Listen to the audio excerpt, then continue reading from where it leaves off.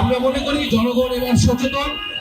মানুষ 16 বছর ধরে ভোট দিতে পারে নাই, ফলে মানুষের ভোট এবার কিনা যাবে না এবং সংস্থাগুলো প্রচারণা করেও মানুষকে নিজের দিকে অ্যাট্রাক্ট করা যাবে না।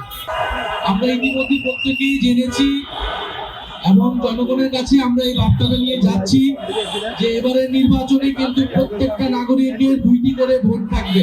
কারণ একটা হচ্ছে সরকার গঠনের জন্য যেই ভোট, অর্থাৎ আপনি প্রার্থী নির্বাচন করবেন, আপনার জনপ্রতিনিধি নির্বাচন করবেন, সেটার জন্য একটা ভোট, সেটার জন্য আপনি আপনার পছন্দের মার্কায় ভোট দিবেন। আরেকটি ভোট হচ্ছে গণভোট, যেখানে কিছু প্রশ্নের সাপেক্ষে আপনি হ্যাঁ অথবা নাতে ভোট দিবেন।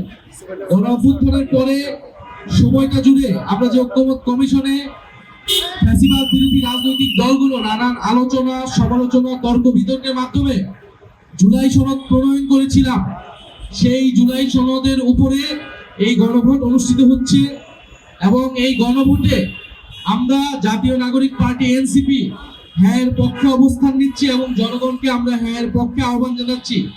আমরা বলছি যদি আমাদেরকে পছন্দ না হয়, যদি আমাদেরকে ভোট আপনারা নাও দেন, কিন্তু অ্যাটলিস্ট হ্যাঁ এর পক্ষে আপনারা ভোট দিবেন। দল মত নির্বিশেষে আমাদের প্রত্যেকের দায়িত্ব এই হ্যাঁ এর পক্ষে ভোট দেওয়া, কারণ হ্যাঁ এর পক্ষে ভোট দিলে সংস্কার প্রক্রিয়া আগাবে, জুলাই সনদ বাস্তবায়ন হবে। আর যদি না জয়যুক্ত হয় তাহলে আসলে আগের ব্যবস্থাতেই থেকে যাবে এবং কোনো ধরনের পরিবর্তনই হবে না এবং গণ অভ্যুত্থান আসলে সম্পূর্ণভাবে ব্যর্থ হবে। একটা দল গিয়েছে, হয়তো ভোটের মাধ্যমে আরেকটা দল আসবে, কিন্তু আগের সিস্টেমে, আগের পদ্ধতিতেই কিন্তু তারা দেশ চালাবে। ফলে সবচেয়ে ভালো মানুষটাকে যদি সরকারে বসানো হয় তাহলে সে দেশের কোনো পরিবর্তন করতে পারবে না। এই জন্য আমরা বলছি আপনারা হ্যাঁ এর পক্ষে, সংস্কারের পক্ষে ভোট দিবেন এবং দল মত নির্বিশেষে আমরা সংস্কারের পক্ষে, হ্যাঁ এর পক্ষে ক্যাম্পেইন করবো। সেটার জন্যই আজকের এই উদ্যোগটা। আমরা বলেছিলাম দেশে কথা বলার অধিকার লাগবে, জবাবদিহিতামূলক একটা ব্যবস্থা লাগবে, গণতন্ত্র প্রতিষ্ঠা করা লাগবে।